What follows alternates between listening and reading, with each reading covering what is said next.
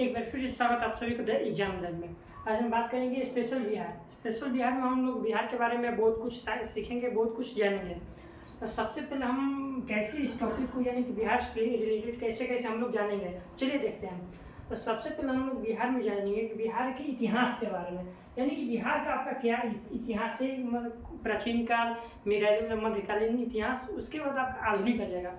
फिर उसके बाद जानेंगे कला और संस्कृति के बारे में, दूसरा टॉपिक। फिर उसके बाद आपका ज्योग्राफी यानी कि बिहार के ज्योग्राफिकल मैप, यानी मैप से संबंधित सारा चीज़ यानी कि भूगोल से संबंधित जानेंगे। फिर उसके बाद आपका राज्य व्यवस्था आ जाएगा।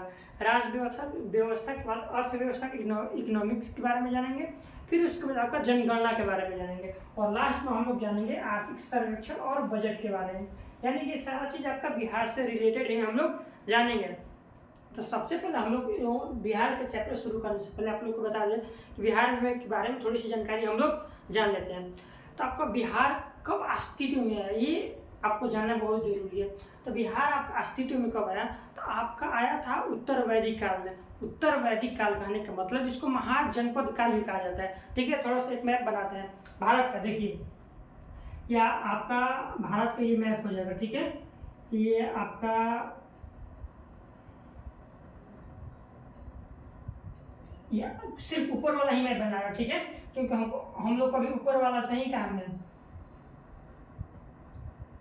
ये आपका भारत का ये मैप हो गया, ठीक। और वो उत्तर वैदिक काल कहने का मतलब कब, तो सबसे पहले आपका आया था पाषाण काल। पाषाण काल के बाद आया था आपका सिंधु घाटी सभ्यता। सिंधु घाटी सभ्यता के बाद आया था आपका वैदिक काल। फिर वैदिक काल के बाद आया था आपका उत्तर वैदिक काल, और इसी उत्तर वैदिक काल को ही हम लोग महाजनपद काल कहते हैं। देखिए, ये आपका हो जाएगा पाकिस्तान, ठीक है, ये आपका उस तत्कालीन पाकिस्तान हो जाएगा।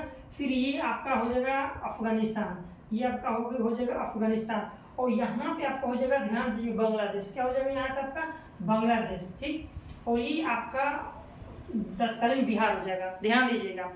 और क्या हुआ था सिंधु घाटी सभ्यता में का, जो सिंधु घाटी सभ्यता हमारा था वो आपका यूपी उत्तर प्रदेश तक यानी कि बिहार के बॉर्डर तक आकर रुक गया था। फिर उसके बाद हम यहाँ पे उत्तर वैदिक काल प्रारंभ हुआ था। देखिए, यहाँ से आपका सिंधु घाटी सभ्यता कुछ इस प्रकार थी। सिंधु घाटी सभ्यता आयताकार थी, ठीक। और यहाँ पे ये उत्तर प्रदेश का ये यानी अवध का क्षेत्र था, ठीक, पूरा ये। तो आपका सिंधु घाटी सभ्यता कुछ इस प्रकार त्रिभुजाकार थी, ऐसे थी। तो यहाँ पे उत्तर प्रदेश के यानी अवध के बॉर्डर तक आते आते ही सिंधु घाटी सभ्यता रुक गया था। उसके बाद वैदिक और फिर उत्तर वैदिक काल यानी महाजनपद का प्रारंभ हुआ था। तो उस समय हमारे बिहार में 3 महाजनपद हुआ करते थे। पहला आपका मगध हुआ करता था, दूसरा आपका वजी और तीसरा अंग। अंग यानी कि मगध कहने का मतलब उस समय राजगीर यानी जो ग्रीव ब्रिज था, राजगृह उस समय था तत्कालीन, उसी को हम लोग मगध बोलते थे। वही वाला क्षेत्र यानी कि बिहार के ये वाले क्षेत्र को हम लोग मगध बोलते थे। फिर बिहार के हाजीपुर यानी वैशाली और मुजफ्फरपुर वाले क्षेत्र को हम लोग क्या बोलते थे, तो वजी बोलते थे। और भागलपुर, और यहाँ पे हो जाएगा भागलपुर और मुंगेर वाले भागलपुर और मुंगेर वाले क्षेत्र को हम लोग बोलते थे अंग बोलते थे, ठीक है, क्या बोलते थे, अंग। तो ध्यान दीजिए, यहाँ पे जो हमारा एक बिहार का मैप भी आपको वो बोर्ड पे दिखाई दे रहा होगा। बिहार का वो बोर्ड, ये आपका गंगा नदी है, ठीक है, ये क्या है आपका गंगा नदी है। गंगा नदी बिहार को बीचों बीच काट देती है, यानी कि नीचे वाले हिस्से को आपको दक्षिणी बिहार और ऊपर वाले हिस्से को उत्तरी बिहार के नाम से जाना जाता है, ठीक। तो आपका उत्तर वैदिक काल से बिहार का नाम प्रारंभ होता है। फिर उसके बाद क्या होता है,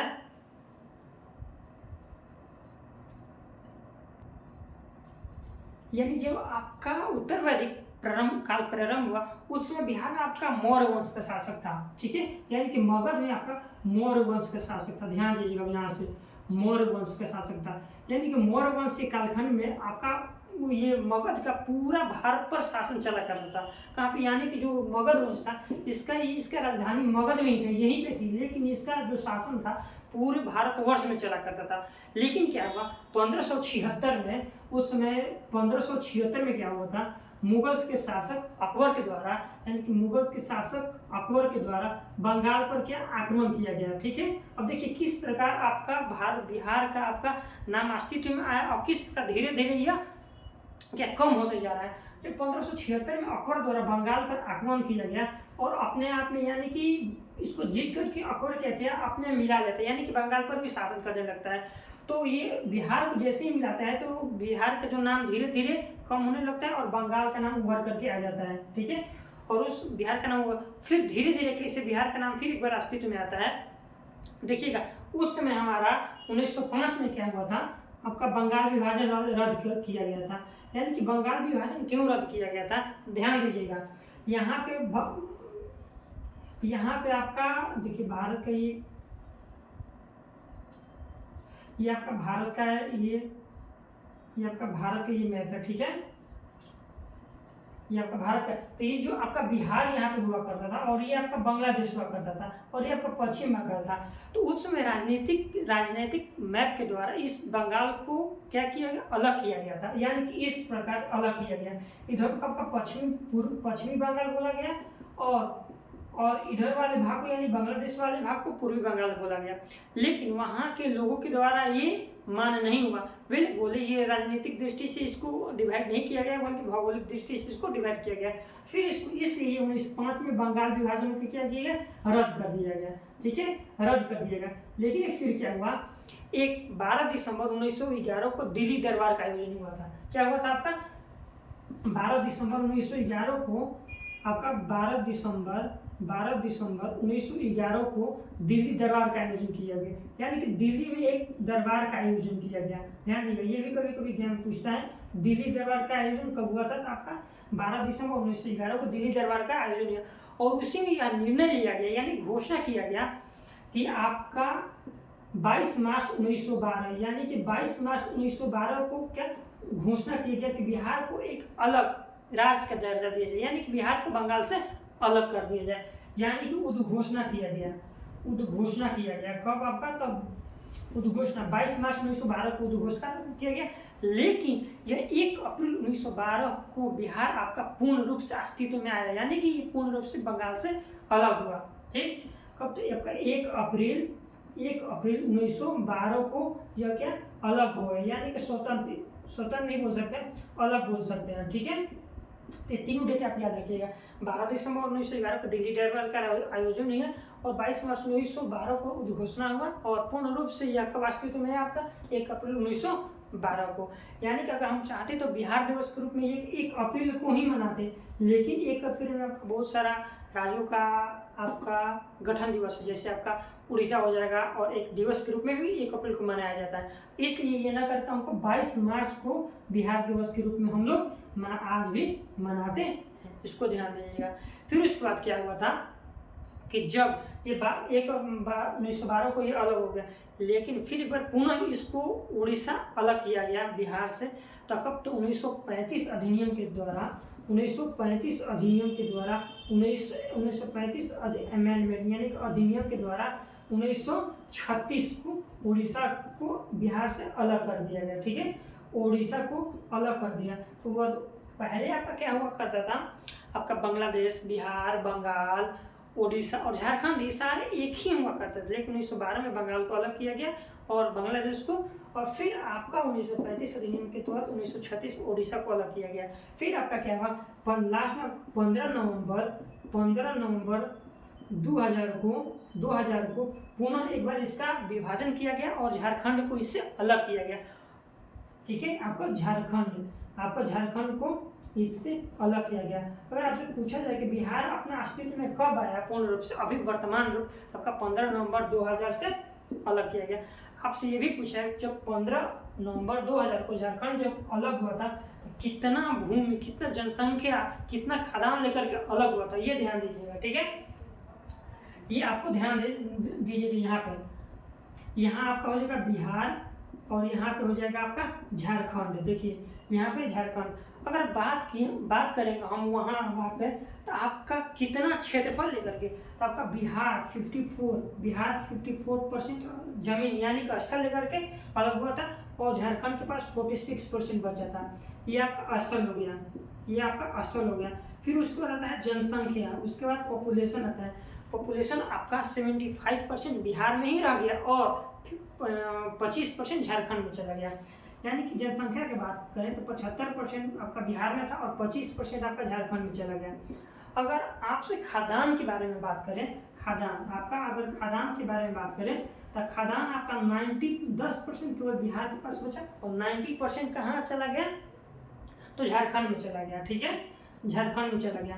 आप ये भी तो पूछ सकते हैं बिहार में जनसंख्या कितना 75% और 25% भी झारखंड में क्यों गया, क्योंकि जो झारखंड का जो स्थल है वो चारों तरफ से पहाड़ों से घिरा हुआ है, वहाँ पर रहने लायक भूमि नहीं थी, इसलिए यहाँ पे 25% बिहार में और 75% बिहार और 25% झारखंड में था। और खाद्यान्न 10% बिहार के पास और 90% आपका झारखंड के पास था।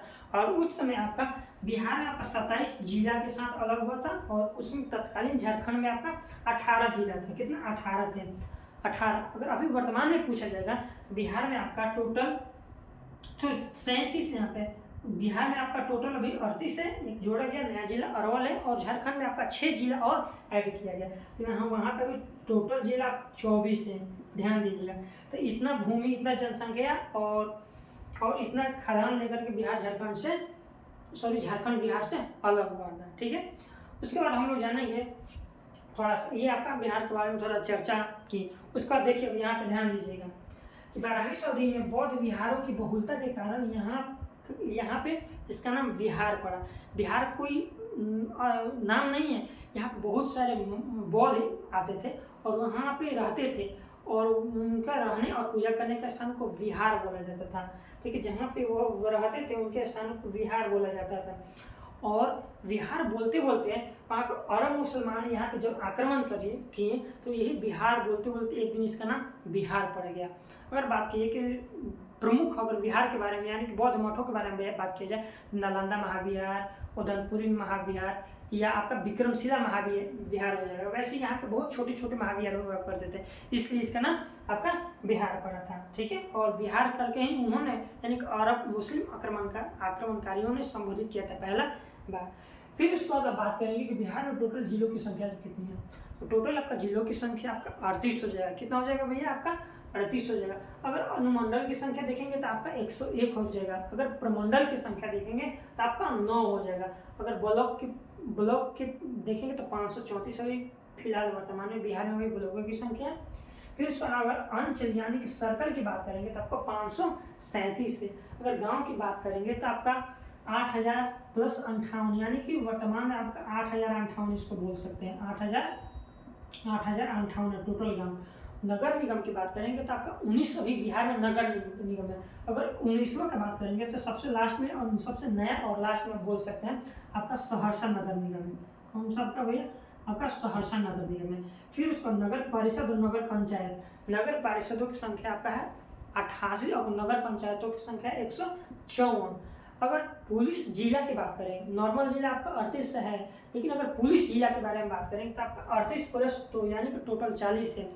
38 तो है ही, 2 कहने के मतलब हमारा चंपारण का एक बेतिया पुलिस जिला हो जाता है, यानी कि सॉरी चंपारण का बगहा हो जाता है और दूसरा भागलपुर का नाम गछिया हो जाता है 40।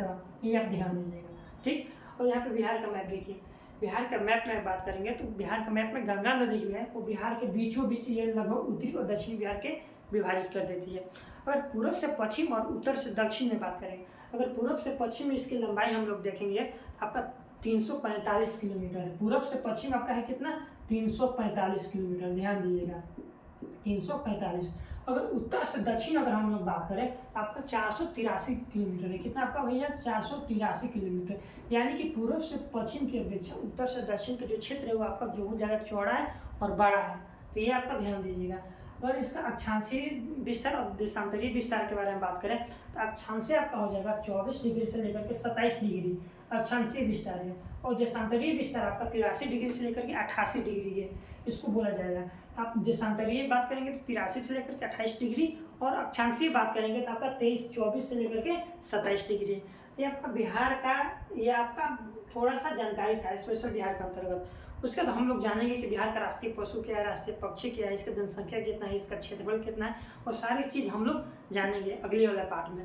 तब तक के लिए इतना ही, मिलते हैं अगले वीडियो के साथ।